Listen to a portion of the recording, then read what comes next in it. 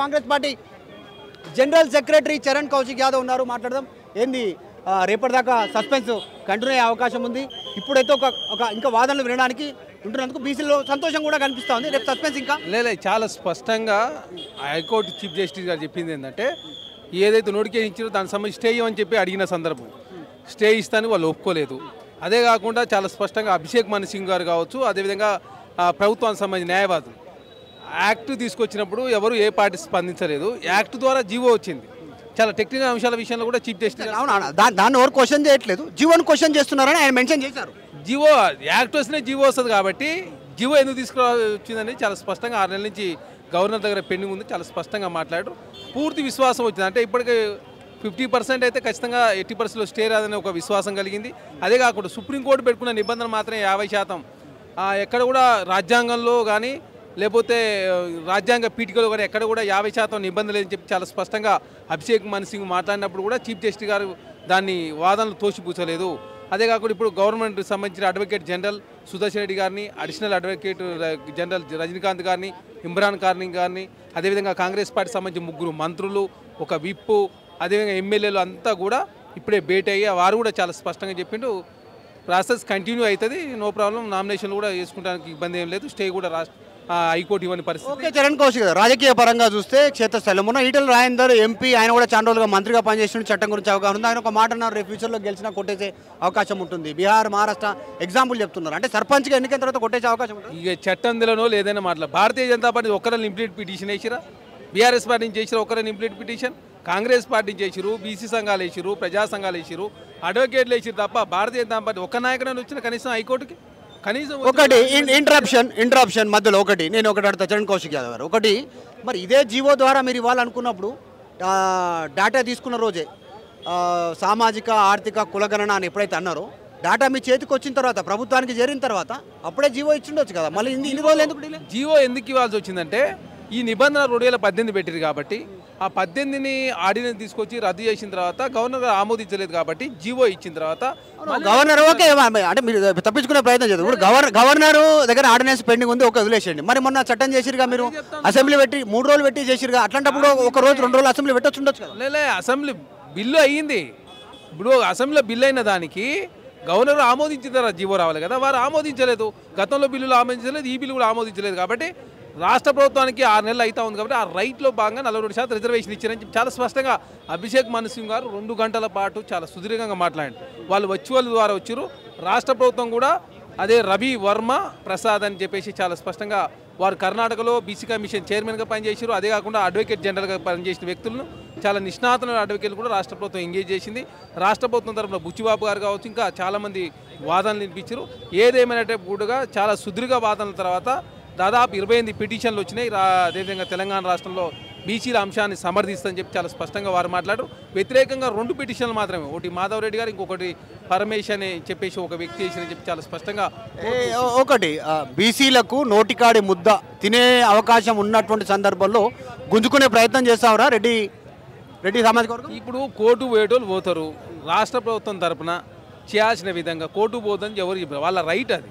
మనం వాళ్ళని కోర్టు పోదని చెప్తలేము, దాన్ని ప్రశ్నించదని చెప్తలేము. ఈబీసీ రిజర్వేషన్లో బీసీలో ఎవరు అడ్డుకోలేదు, అగ్రవర్ణాలకు సంబంధించినటువంటి విషయంలో వాళ్ళు అదే వాదన వినిపిస్తూ ఉన్నారు. మీకు 10% రిజర్వేషన్లు వస్తుంటే ఎవరు అడ్డం పడలేదు, మీరు కూడా బతకండి, మీరు కూడా హ్యాపీగా ఉండండి.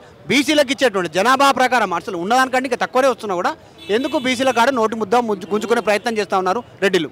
అందరూ అట్లా ఉండరని చెప్పి కాదు, కొంతమంది ఎవరో పోతుంటారు కోర్టుకు వాళ్ళు పోయినంత మాత్రం అయ్యేది ఏముంటుంది, రేపు తేలిపోతుంది కదా. అదే కాకుండా మీరు చూస్తూ ఉన్నారు, గతంలో సమైక్య రాష్ట్రం 34% ఉన్నది, అది 42%, అంటే 8% మాత్రం పెరిగింది.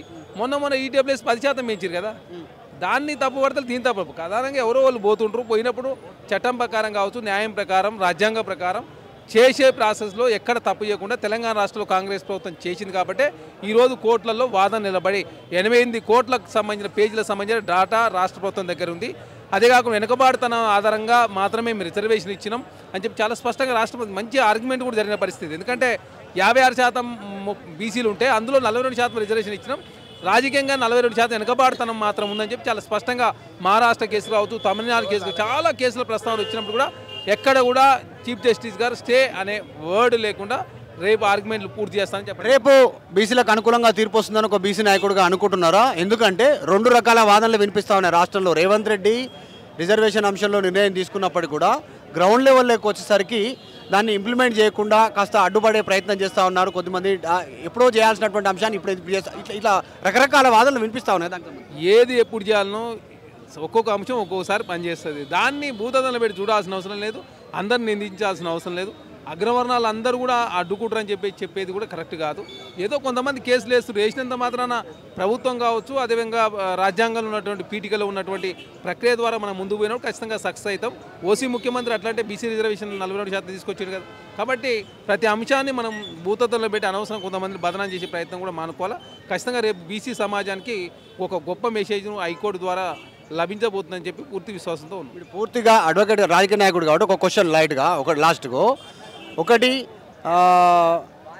పార్టీలో పదవులేమో రెడ్లకు, నామినేటెడ్ పదవులేమో రెడ్లకు, రిజర్వేషన్కి వచ్చేసరికి కోట్లలో నలగాలి, చేతులు ఉన్నదేమో రెడ్లు, బీసీలకు ఇయ్యరు, బీసీలను పట్టించుకోరు అనేటువంటి ఉంది ఈ పార్టీలో. మీ పార్టీలోని మీ పార్టీలో దానికి సంబంధించి ఏం చెప్తారు? అంటే ప్రధానంగా గుర్తుపెట్టుకోండి, అంతా అయిపోయింది. ఇప్పుడు 42% రిజర్వేషన్ వచ్చే నవ్వుతున్నారు వచ్చేది అయిపోయింది కదా. డిప్యూటీ సీఎం ఎస్సీకి ఇచ్చారు, పిసిసి అధ్యక్షుడు బీసీకి ఇచ్చారు. భారతీయ జనతా పార్టీలో రాష్ట్ర అధ్యక్షుడు ఓసీ ఉన్నాడు, బీజేపీ నేత ఓసీ, కౌన్సిల్లో ఓసీ, అందరూ ఓసీలో ఉన్నారు కదా. బీఆర్ఎస్ పార్టీ పక్కింటి గురించి మీకు ఎందుకు? మీ ఇంటి సంగతి అడుగుతున్నాను నేను. మీ ఇంటి సంగతి అడుగుతున్నాను. ఒక్కొక్క కాంగ్రెస్ పార్టీ ఒక్కొక్క రాష్ట్రంలో ఒక్కొక్క వ్యూహంతో ముందుకు పోతుంది. కర్ణాటకలో బీసీ ముఖ్యమంత్రి, తెలంగాణలో ఓసీ ముఖ్యమంత్రి, ఏఐసీసీ అధ్యక్షుడు ఖర్గే ఎస్సీ. కాబట్టి కాంగ్రెస్ పార్టీలో సోషల్ జస్టిస్ ఉంటుంది. ఖచ్చితంగా బీసీలకు అనుకూలంగా జడ్జిమెంట్ రాబోతాం. రైట్, ఇది మొత్తానికి ఒక ఆశాభావం వ్యక్తం చేయబోతా ఉన్నారు. బీసీ రిజర్వేషన్ అంశంలో రేపు వాదనలు కంటిన్యూషన్ ఉన్నాయి. ఏజీ అడ్వకేట్ జనరల్ ఆయన కూడా వాదనలు వినిపించున్నారు. అభిషేక్ మను స్వింగి ఆల్రెడీ ప్రభుత్వ వాదనలు వినిపించే ప్రయత్నం చేశారు. కాబట్టి నెక్స్ట్ ఒక నమ్మకం ఉంది, అనుకూలమైనటువంటి తీర్పు వచ్చే అవకాశం ఉంది, హైకోర్టు మీద నమ్మకం ఉంది అనేటువంటి ఒక గౌరవం ఉంది అనేటువంటి ఒక స్టేట్మెంట్ అయితే అందరూ చేస్తూ ఉన్నారు. సో చూడాలి ఏం జరుగుతుందో. రేపు మధ్యాహ్నం 2:15 వరకు సస్పెన్స్ కంటిన్యూ అయ్యే అవకాశం ఉంది. రేపు సాయంత్రం లోపల రాష్ట్ర అత్యున్నత న్యాయస్థానం, గౌరవ న్యాయస్థానం ఒక కీలకమైనటువంటి నిర్ణయం తీసుకునేటువంటి అవకాశం చాలా స్పష్టంగా కనిపిస్తూ ఉంది. దాని తర్వాత బీసీల భవిష్యత్తు, రాజకీయ భవిష్యత్తు తెలియ అవకాశం ఉంది. అసలైన తొలి వెలుగు. ఫాలో వాట్సాప్ @తొలి వెలుగు official.